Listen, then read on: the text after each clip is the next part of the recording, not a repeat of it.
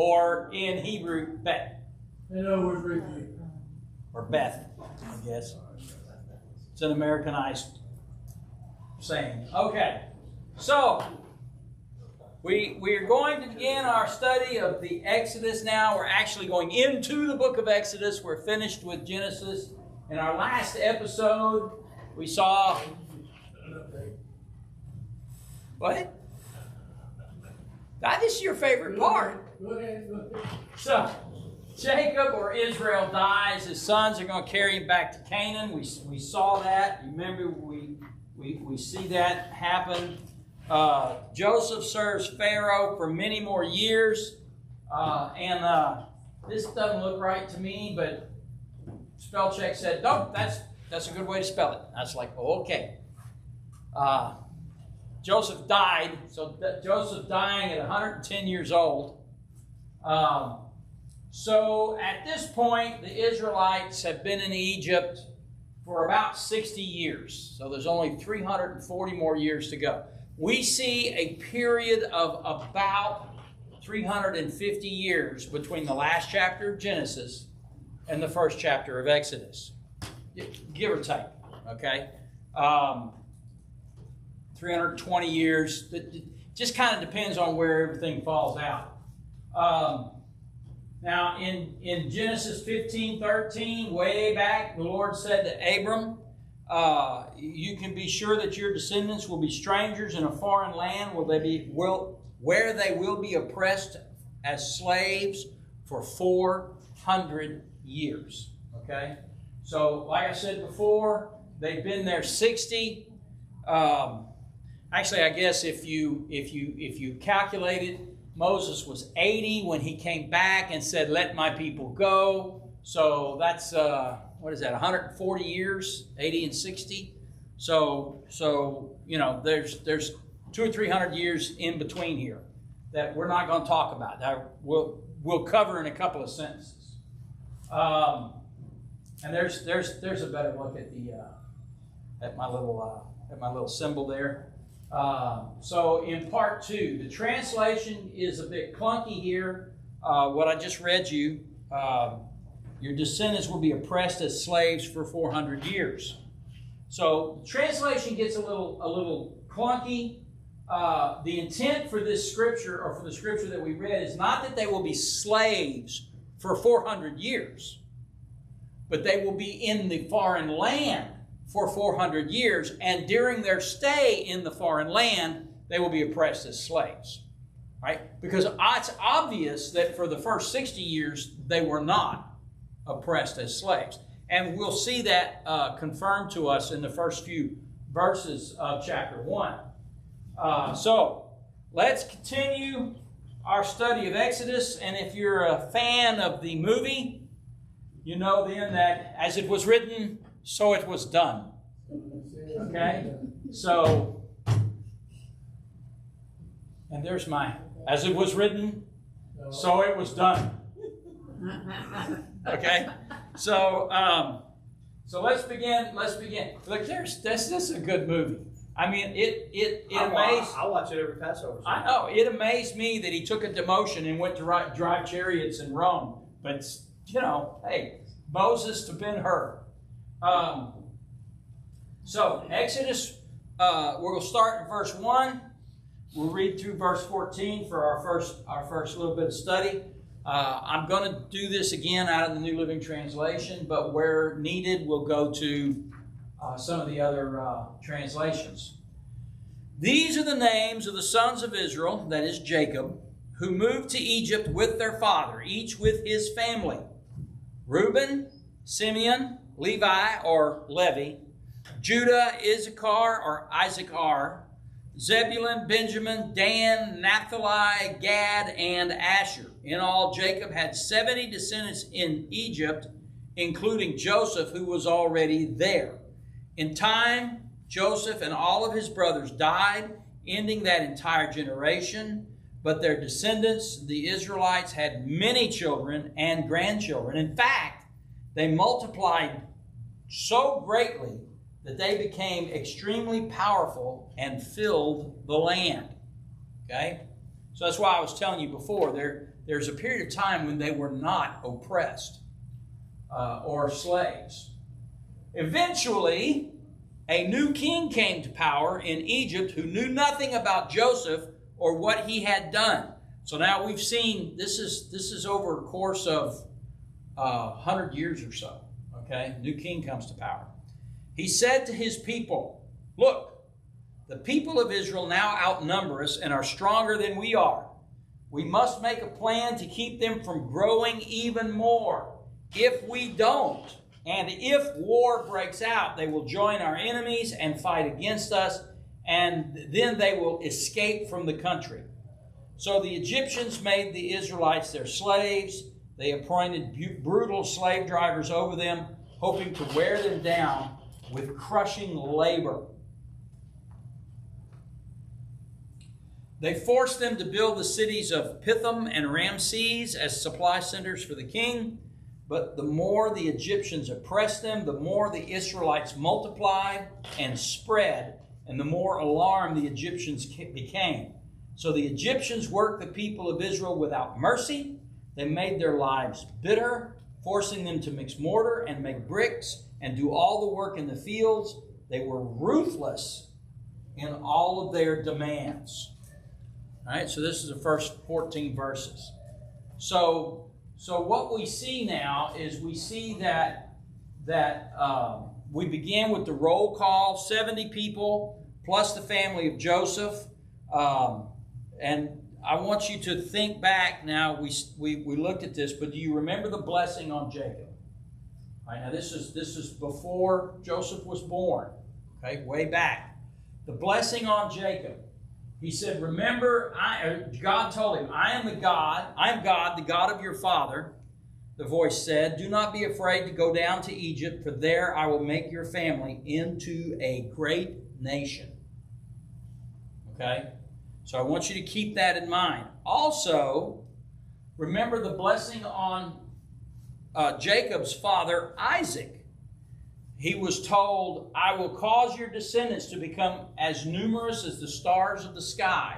I will give them all these lands, and through your descendants all the nations of the earth will be blessed." So Jacob's blessing was Genesis 46. Isaac's blessing is Genesis 26. Okay? And then, of course, Abraham.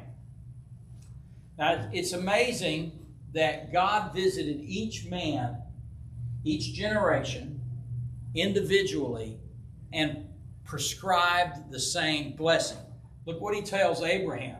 In Genesis 15, he says he brought Abram outside, and he said, "Look toward heaven and number the stars, if you are able to number them." Then he said to him, "So shall your offspring be." All right? So each man was told, your children's children are gonna fill up a whole country. Okay? That's basically what he's saying. But Abraham had one son. Now I know that Abraham had more than one son. If you do a careful study, Abraham had a bunch of kids. Yes, he did. Okay? But only one was promised to him by God. And that was the son born to him of Sarah. He had one son. Okay? And so Abraham, I'm sure, had to look at him and say, "Isaac, you're going to be as many as the stars are in the heavens," because that's what God had told him, right? And it says that Abraham believed God. And so it was counted to him to righteousness. He just believed what God told him. Right? Isaac had two sons, Jacob and Esau.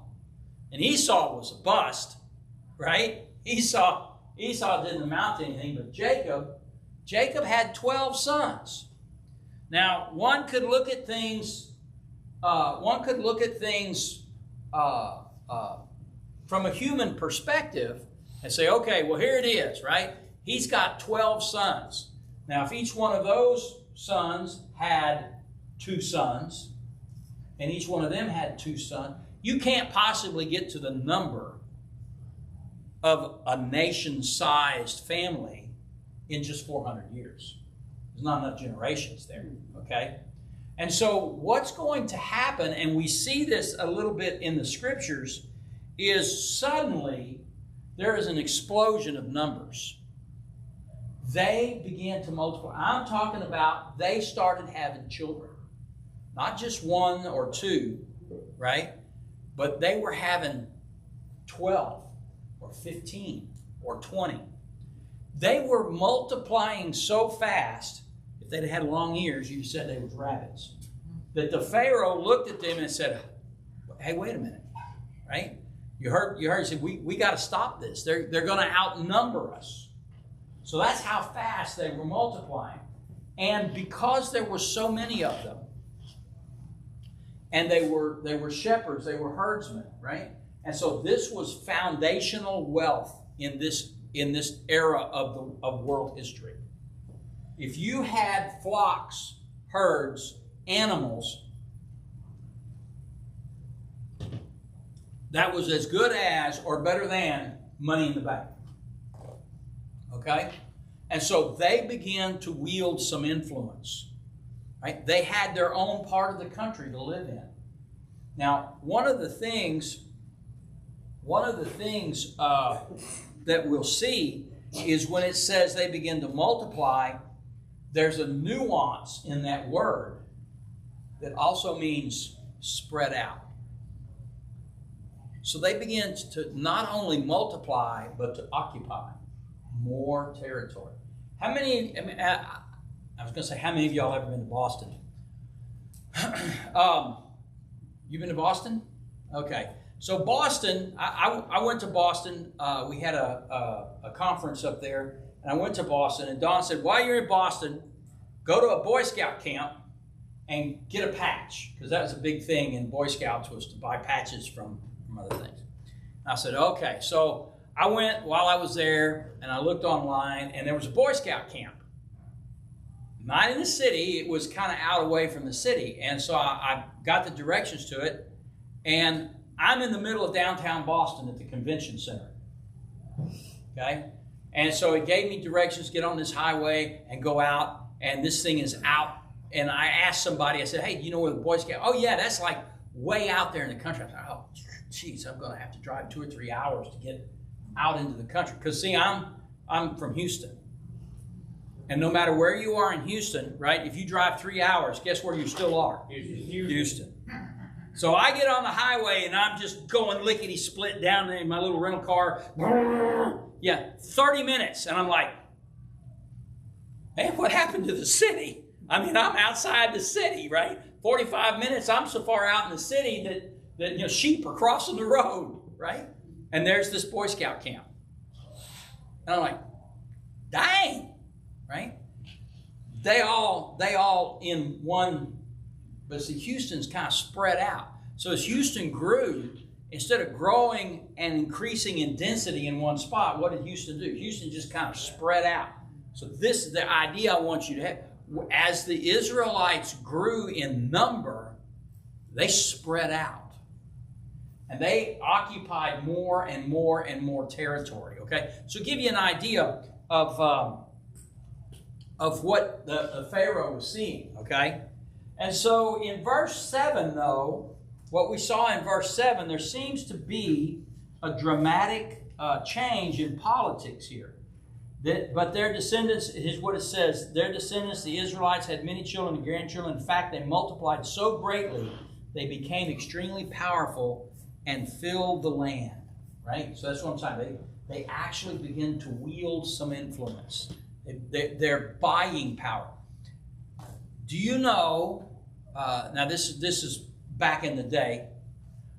It's still true in some regards, but back in the day, do you know who TV commercials were aimed at?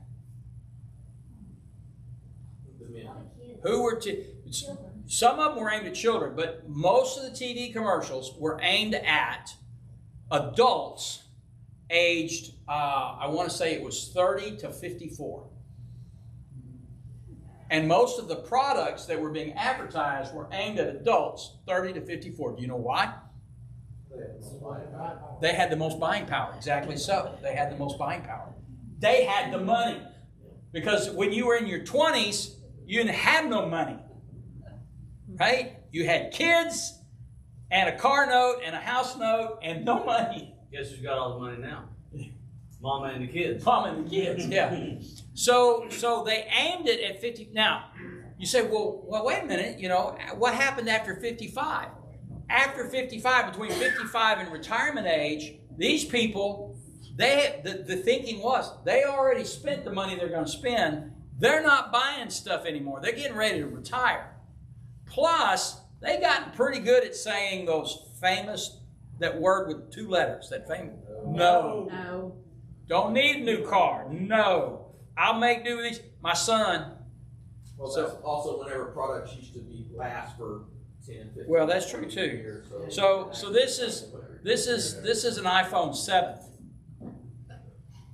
No. Now, for those of you who are, see, she's already giggling at me because she knows, right? So what's the iPhone they have out now? 16? 16. Mm-hmm. This is an iPhone 7. My son's like, Dad, go get a new phone. I'm like, why? This one works. It still, look, see, it still works. I can still make phone calls on it. Yeah, but you can't do this and you can't. I don't need to do that. It's a phone. Okay? So it's iPhone 7. They sent me a message here about a year ago and they said, hey, we're no longer supporting iPhone 7.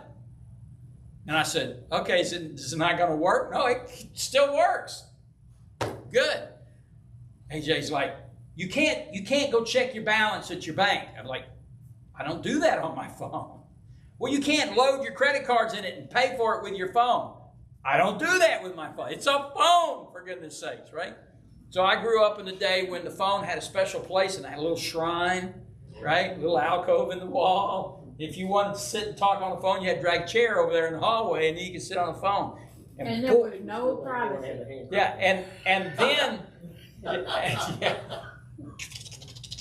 Hell, Mabel, give me the sheriff. That's how he used to take calls. We used to have a special ring. I remember those. Then we got a long cord on them, and if your bedroom was close enough, you could take the cord in there and close the door and talk. And somebody walk up, look at the phone, watch the cord go right under the door. You know, get off the phone, boy. All right, but. The advertising, that's where the money was. That's why the advertising was aimed at that age group. So we see children, we see grandchildren, they started to have money. And when you have money, right, you have influence.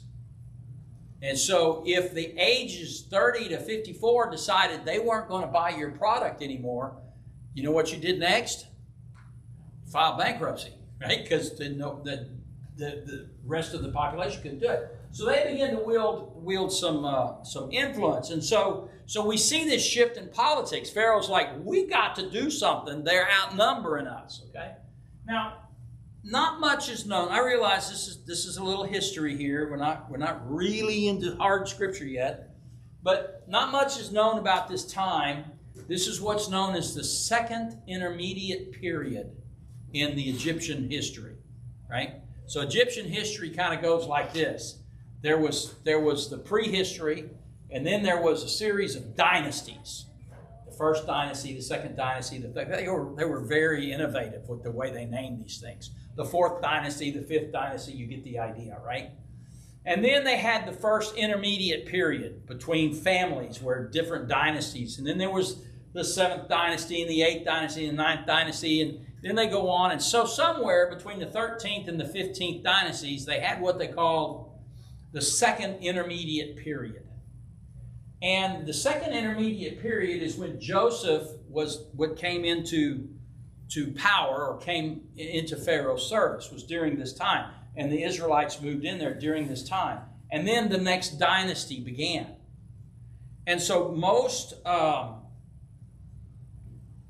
historians now believe that the pharaohs of Egypt during the time of Joseph were not Egyptian. Oh my gosh, right? They were not Egyptian during this second intermediate period. They were not Egyptians. That they had actually, they had come to Egypt some years before, some decades before. They were immigrants or nomads coming out of Southwest Asia, so up around Turkey, that area, and they had come down and they had settled in the same basic region along that Nile Delta that the Israelites had settled. Okay, and so it was over time they became so large and wielded so much influence. Like I said, there was some political maneuvering, and they basically took over the government and became the pharaohs. And so they really weren't Egyptian. All right, and again, this is the conjecture. But if you look at the reaction that is being had in verse 7, it makes sense. Okay? And so we see then they came to power. And so sometime between the death of Joseph and verse 8, which is, where did I put it? Eventually a new king came to power, right?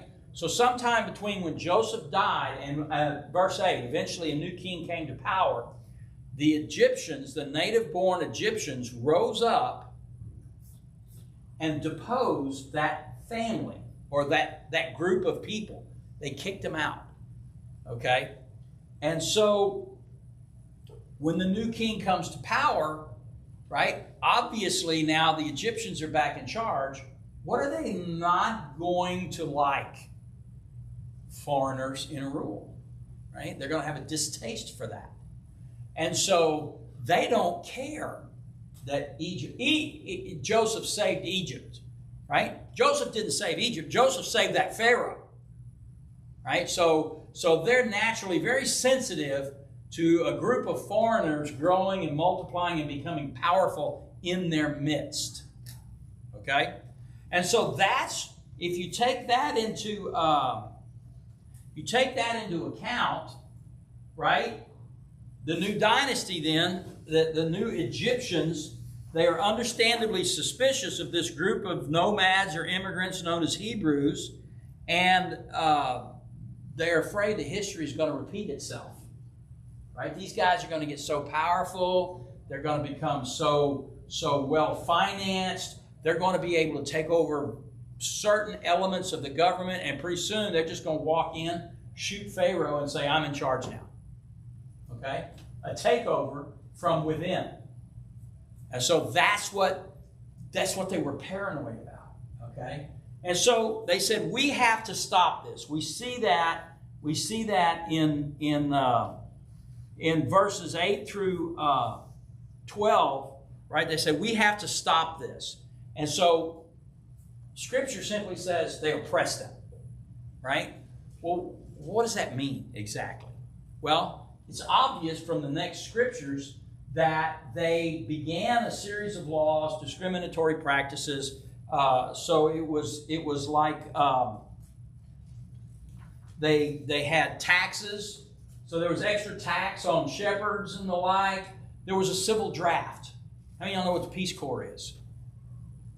Right? The Peace Corps is where you go somewhere and build something. Well, at least it was, right? So think about this. What if you signed up for a draft, but it wasn't a military draft?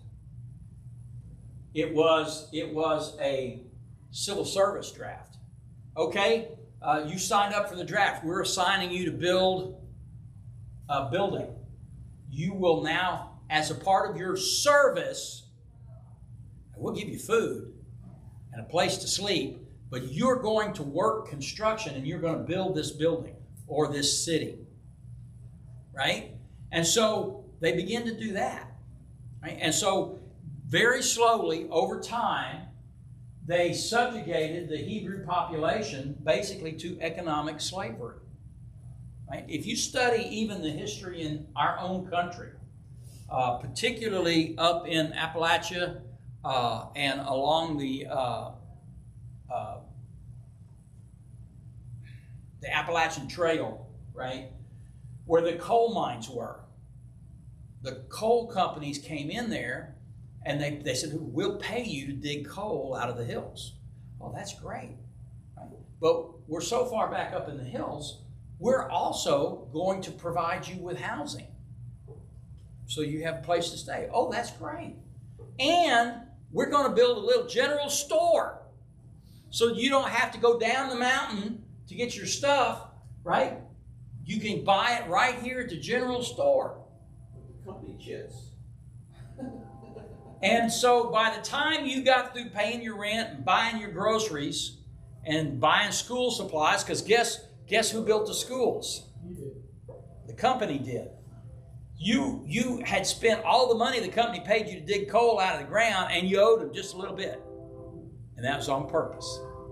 And so, Oh, my soul to the company. that's right. Owe my soul to the company store. And so what does that make you? An economic slave, right? They don't have you chained, right? They don't have title to your person, but you are a slave, right?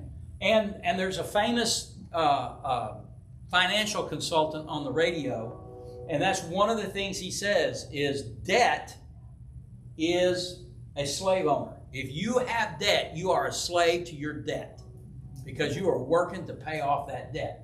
Okay, and so he's the one that's never buy a new car, always buy a used car, and so on and so forth. Because if you have debt, you have obligations that have to be met, right? So through these types of things, right, we see Pharaoh beginning to try to subjugate the people, right? He's beginning to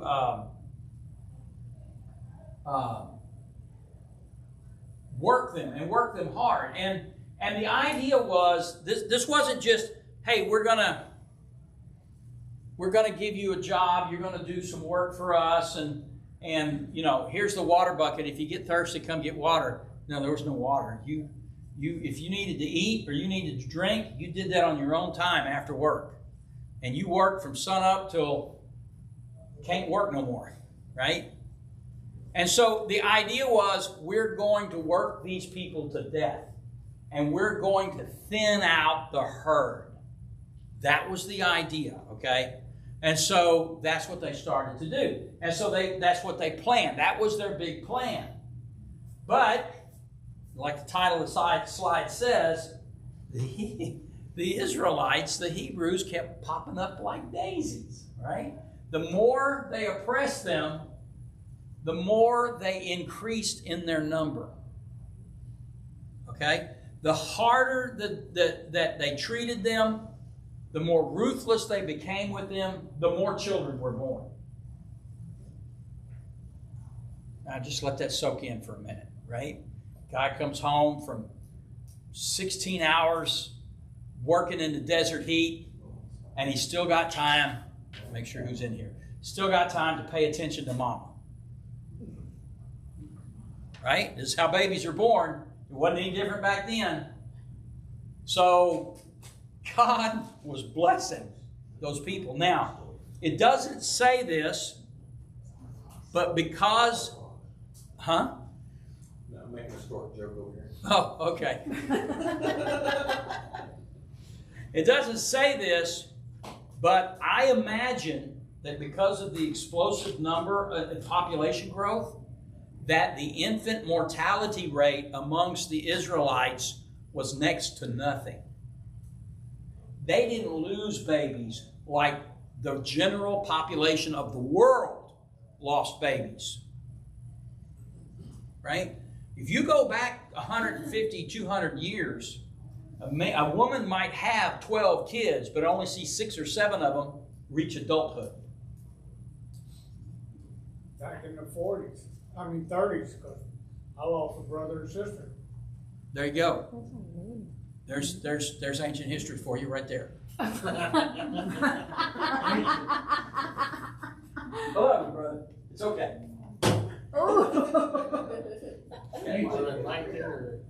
So exactly so. Like I said, the Israelites were popping up like daisies. Okay, I mean you just couldn't kill them. And so basically, what we're saying here is the plan backfired spectacularly. We also cannot dismiss the fact that it was divine sovereignty. Absolutely. Not only that, it was divine intervention. Absolutely. There's no reason for the infant mortality rate to have shrunk except by direct intervention of God, right? There is. If any of you who have worked long hours on a job, right? You got to have a lot of extra energy when you get home in the evening. That didn't just happen because they were eating well, right? God was blessing them in every way possible. It wouldn't have surprised me if the number of twins being born skyrocketed during this time. We don't know, but they were, like I said, they were popping up like daisies. I mean, they were just shooting up. Okay, so again, and not only the space they occupied, they were spreading out. And James, I want to read you James chapter 1, verses 2 through 4. Dear brothers and sisters, when troubles of any kind come your way, consider it an opportunity for great joy. For you know that when your faith is tested, your endurance has a chance to grow. So let it grow. For when your endurance is fully developed, you will be perfect and complete, needing nothing. If there is a summary to this period of time in Israelite history, that's it. They were being tested, they were being oppressed, they were under pressure, and their endurance was growing. Growth does not happen during easy times. Growth does not happen when things are good. That's not when you grow. You can't grow in good times. Not the way God wants us to grow. They did a study of animals, and they realized something pretty amazing if you think about it. If you think about it, you're going like, okay, that makes sense, but it's not intuitive. They looked at the energy levels in animals, and they realized that when the animal was hungriest, his energy level was the highest. And when he was full, it was the lowest. You go, wait, what? Yeah, because what happens after you've had your 5th helping of turkey on Thanksgiving Day? You fall asleep. Well, it's that tryptophan. Well, I don't know what you be tripping on, brother, but I know you're going to be sleeping, right? But when you're hungry, you're like, hey, your energy level comes up because you got to go on the hunt. Him too? He is hangry? Oh, he's like a bear. He's like a bear? Okay. This is So- about me. So just have a little raw meat, throw at him every now and then. Okay. So we see that in God's scheme, in God's plan, trial brings growth. Okay? Trial brings growth. Pharaoh didn't understand this. Like I said, if you sit down and you think hard about it, you'll realize it. But it's not intuitive, right? It's just not, how do we say, intuitively obvious to the most casual of observers, right? You have to think about it. You have to put some thought on it. You have to understand God, okay? Trials teach us much, James goes on to say. The poor learn to boast or depend on God, and the rich are cautioned to remain humble because death comes for us all, right? And so this is where the Jewish people are. God is in the forge, has the people in the forge, and he's building a nation. There's a story about a book club, ladies in a church, not ours, but ladies in a church, and they were reading a book, about, in this book it described in some detail a craftsman refining silver. And so there was some passage in this book, and they didn't understand what it had to do with refining silver. And I can't remember the detail, but one lady said she knew a jeweler, and she would go and ask him, why they would do this. And so she went and said, I want to watch you work. And he said, well, okay, yeah, come on in. And so he had a little pot. He was making rings, and he had some silver. And as he was making the silver, he stared intently at the pot. And that's what it was. They didn't understand why the refiner stayed. They didn't just put it on the fire and go do something else and come back later when it was ready. They stayed right there and they stared at that crucible of silver, right? And she said, "That's it. Why do you do that?" He said, "Because the silver has to come out of the heat at the perfect time. Otherwise, it's ruined." And she said, "Well, how do you know when it's the perfect time?" And he said, "I can see my face in it." That's pretty cool. That's pretty cool, right? God puts us in the trial, and then he stares intently into our heart, right? And he knows, I will not put more on you than you can handle. That's where this is coming from. I will not put more on you than you can handle. Because when I see my face in your heart, my reflection in your heart, I know you're mature. You've grown. I'll take you out of the fire, and now I can do something valuable with you. But doesn't Scripture also say that we are refined? As the refiner, yeah. There's a scripture that goes along with that as well. So that's what I'm talking about. Yeah, exactly. And I know which one you're talking about. I don't know where it's at right at the top of my head. But yeah, so he sees his face in it, right? And so this is where the children of Israel right now, they're in the fire. And God is staring intently at them. Because what do we think of? What's the first thing we think of when we get into a trial? Why me? What? Thank you. Why me? God has abandoned me, right? And there was a time in Christendom not too long ago when the church at large, not this church or specific churches, but the church at large was teaching, if you're going through hard times, God has left you. You're doing something wrong because God is only with you when you're being blessed. Okay? And that's not true, right? God is with you in the hard times because he's staring into your heart. And what is he waiting on? For your heart to reflect his face. Okay? So, they're being forged into a nation. God is looking for them to become his people. Okay? So, people now in the crucible of fire, the oppression, are learning to lean on God. Okay? The more they are afflicted, the more in number they grew, the greater the population became, the more serious the oppression, until finally, right, they would resemble God. Two cities mentioned at this point, Ramses and Pithom. They are believed to have been in or near the land of Goshen. So they put them to work in the area of the country that they occupied. And this would have simply been an establishment of Egyptian authority. We're in charge. We're building our cities in the area you're accustomed. It would be like Washington, D.C. coming down here, coming into Liberty and saying, we're going to build a big federal government complex right here in the middle just to keep an eye on y'all. Okay? Which, remember the Alamo. That's all I have to say. Okay?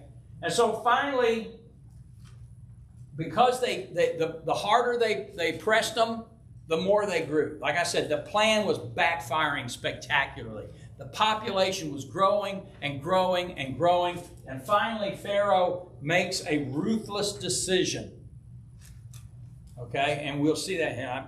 He makes a ruthless decision. And God judges that now is the right time to act. And so, enter Moses, stage right. So, this is it. God has brought them to a point where Moses can come on the scene. All right, so how does Moses come on the scene? True to form, I'm not going to talk about Moses just yet. Right? Because there's a backstory to Moses showing up. Just like there's a backstory to the Exodus. Right? So we've learned how the Israelites made it into Egypt. Right? So now the first 14 verses of Exodus make a little more sense to us, right? Because we know the backstory. Right? We know where all this is coming from. Oh, yeah, that's right. All right. So let's look at the next set of verses. Verses 15 through 22. And then Pharaoh, king of Egypt, gave this order to the Hebrew midwives, Shiphrah and Puah. When you help the Hebrew women as they give birth, watch as they deliver. If the baby is a boy, kill him. If it is a girl, let her live. But because the midwives feared God, they refused to obey the king's order. They allowed the boys to live too. So the king of Egypt called the midwives. Why have you done this, he demanded. Why have you allowed the boys to live?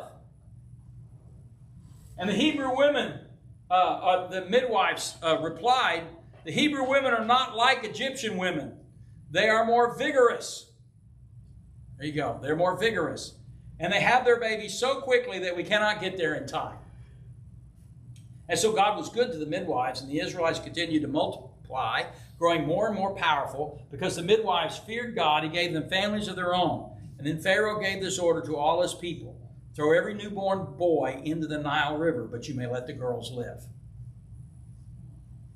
Right? I told you it was a ruthless order, right?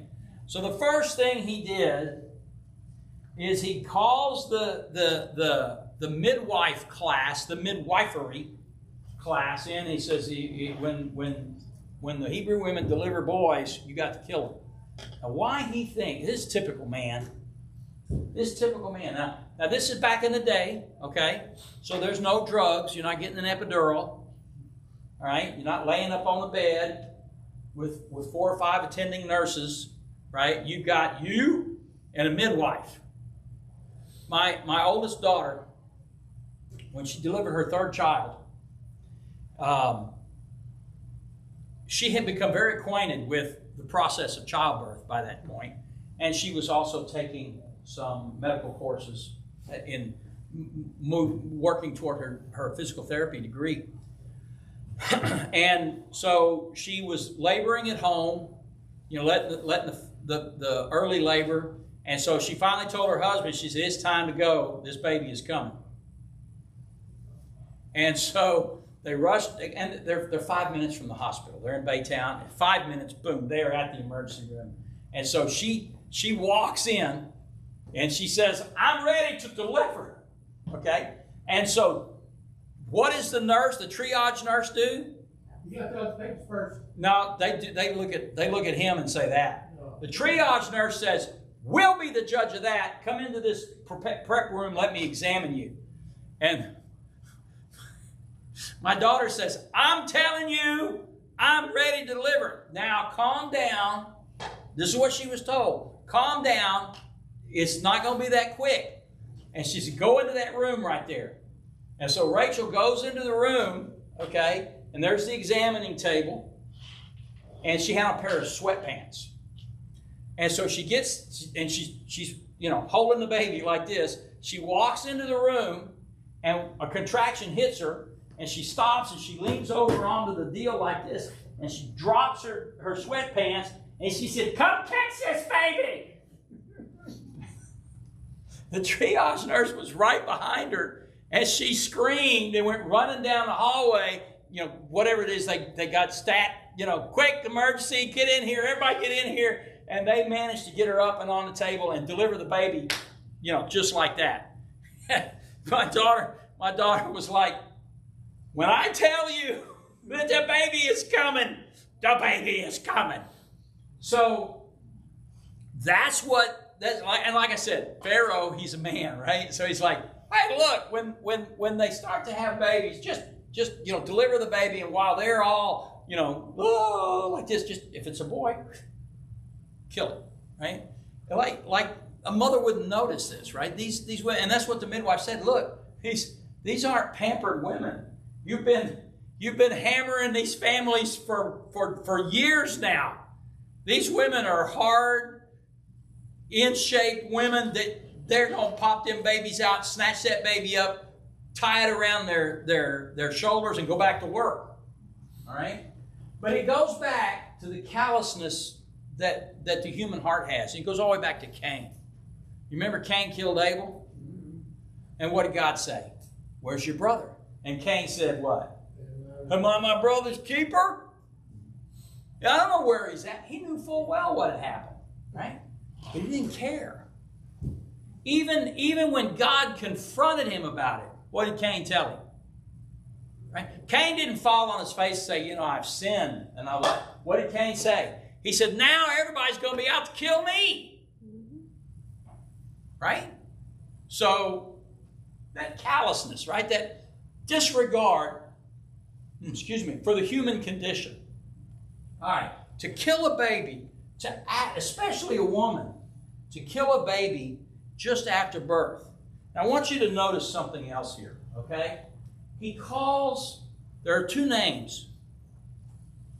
There are two names here.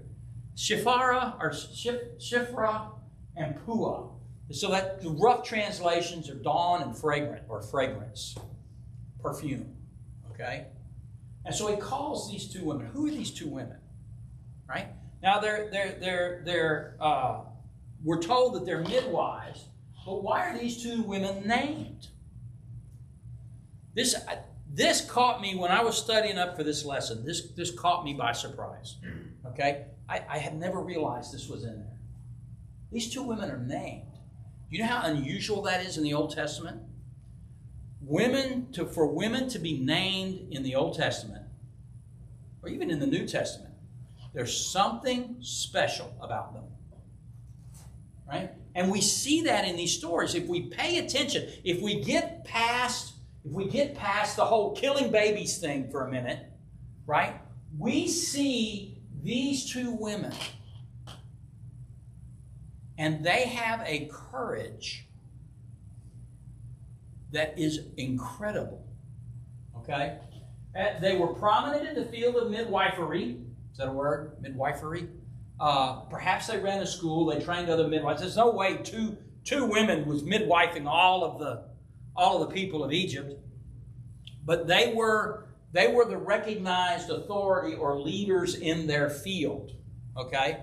Now, that also bears some thought. All right? They're recognized as leaders in the field. But Moses named them, and he named them properly. He didn't abbreviate. He didn't use nicknames or vague references. He named them properly, the full name. Okay? And so verse 17 gives us the answers. Because the midwives feared God, they refused to obey the king's order. They allowed the boys to live too. Right? Because almost certainly they had opportunity. Right? The babies were born, and for that moment, they're down out of sight. They have the baby. They could have turned around and said, "Oh, I'm so sorry. Your baby didn't make it." Right? But they refused to do this. And they refused to teach others to do this. If ever there is a condemnation on the act of abortion, this is it. They refused to do this. This is not right. They feared God more than they feared Pharaoh. Okay? They allowed the boys to live too. Now, I want to tell you something. Pharaoh almost certainly promised reward as well as consequence to these ladies. Okay? He didn't just say, "Hey, ladies, come on here. I want you to do something for me. I want you to kill the kids, to kill the boys when they're born." Okay? He was a king. He would have dangled a carrot and threatened with a stick. "I'll give you money, houses, land. You do what I tell you to, you'll be well rewarded. If you don't, here's the stick." Okay? I don't know what it was. I'll throw you in prison. Whatever it was. Doesn't tell me. They didn't care. They didn't care. They feared God. Not that they were like, "Oh, if God sees, He's going to strike us dead." It was they respected God to the point where they were going to follow Him, not Pharaoh. Right? Remember this discussion we just had a few minutes ago? God sitting there looking into the heart, waiting to see His reflection. These two women reflected the face of God. That's what it means. They feared God. They reflected the face of God. Right? What did Paul tell us? He said, I'm not afraid of dying. Kill me. If you want to kill me, but I will not change my story, right? If I die, it's going to be great gain for me. It's bad for you, but it's going to be great for me, right? These two women were not afraid of death, but they were going to do what they told them. They chose to follow God's instructions, okay? Now, I want you to keep in mind that at this moment in time, there's no such thing as the Ten Commandments. Moses ain't been born yet. So he ain't gone up on the mountain and come back down with the Ten Commandments. Okay? So to know right from wrong is being handed down from parent to child. God's teachings and lessons from history are coming word of mouth. Right? We know the story of Cain and Abel. We learned that murder is wrong. Right? We've learned the story of Enoch. There's life after death. There's life with God. Okay? We've learned the story of Noah. Right? God will not judge the faithful, but will provide rescue. And we've heard the story of Abraham. God is our friend. Right? All of these things are meant for us to reflect on and take lessons from. And finally, they know the story of Joseph. That's recent history for these ladies, but they know that story. God will provide.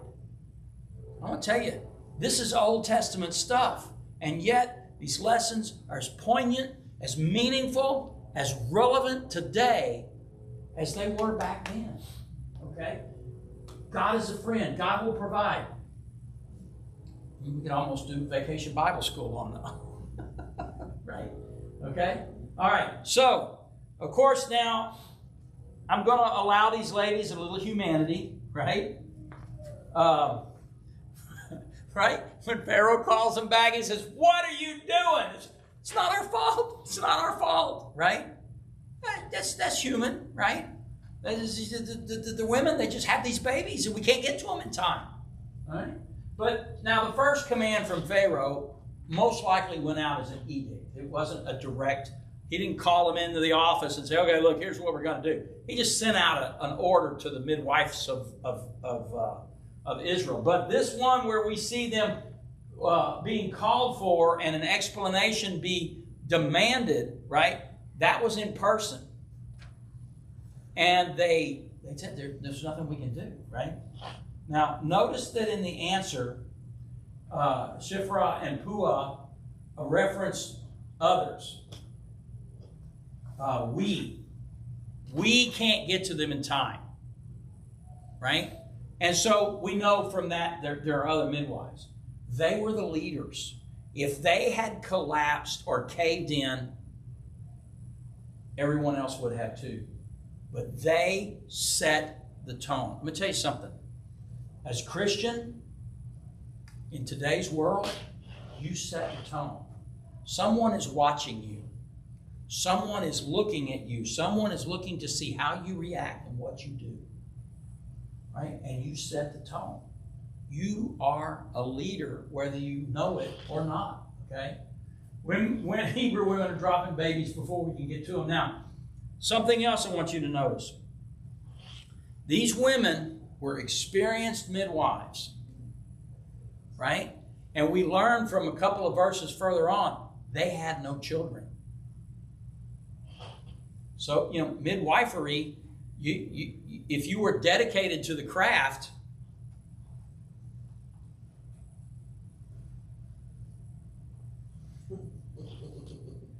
okay, if you were, right, it's because you didn't have children of your own to raise.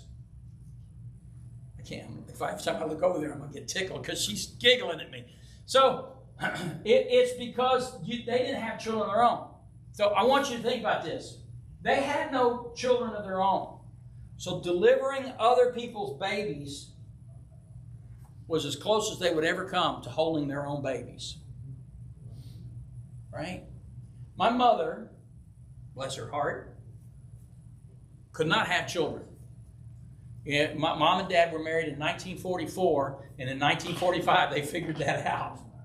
She could not get pregnant, and the doctors told her that I don't know what the problem was. There was some issue. She had something underdeveloped or blocked or something anyway. And so they go through the 50s, all through the 1950s, and they cannot have children, and they got tired of trying. And so my mother told me that she was here on the news of someone throwing a baby in the trash. Right? And she would sit down and dissolve into tears because she wanted a baby. She could not have one. And here somebody was just throwing one out. Right? And so these women here, it's obvious, and we see this because of the next couple of scriptures, they wanted families, but they were not able to have them. But God is going to honor their faith. Okay? Moses is heralding their courage and steadfast faith by naming them. He's giving them name and recognition throughout history. Okay? You remember Jesus did the same thing. Right? The woman that came in and anointed his feet. And he said, leave her alone. Because they were going to stop her. No, don't do that. Jesus is the Savior. Jesus is God. Jesus said, leave her alone. Because this moment will be a testimony to her faith for history. Moses is doing the same thing. Moses is a type of Savior, right? He's telling the story, even though it's not about him yet. He's telling the story. He's the one who wrote this book. And so he brings their names up as a testimony to their faith, right? And it stands for all time to remember that God honors the faithful, okay? So he gives them fame and recognition, and then he granted them the desires of their heart. He said he gave them families. He gave them children. So these women were in order to be experienced midwives, were almost certainly past the age of childbearing. Right? I don't know how old they were.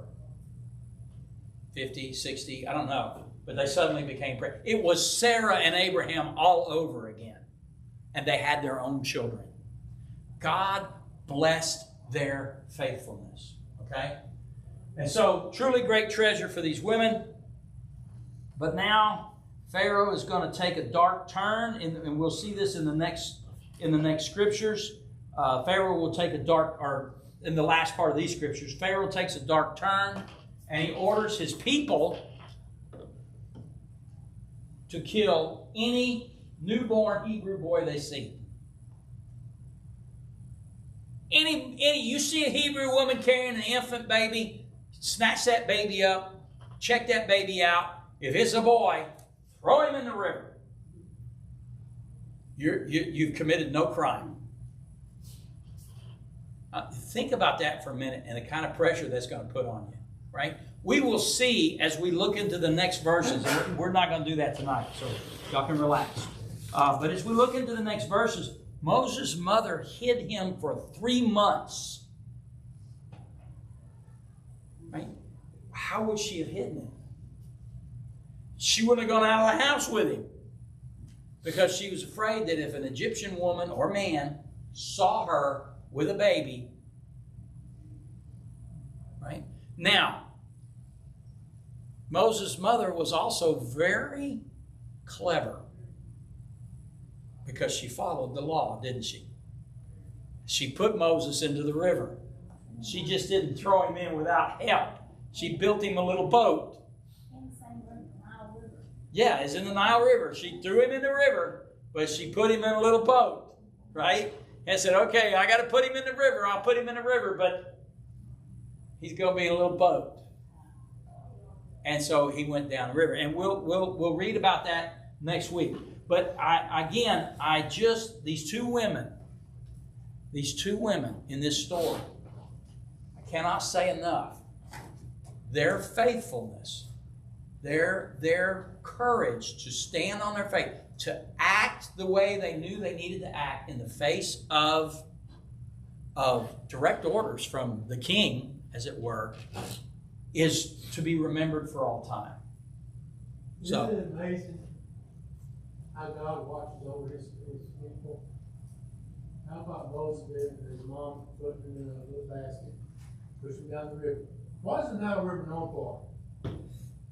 hippopotami, crocodiles. I mean, What? that was what? Water. He said, "Is Nile River known for water?" People could hunt these things. They were all over the place. Yeah. Yet God protected Moses in that little basket. That's right.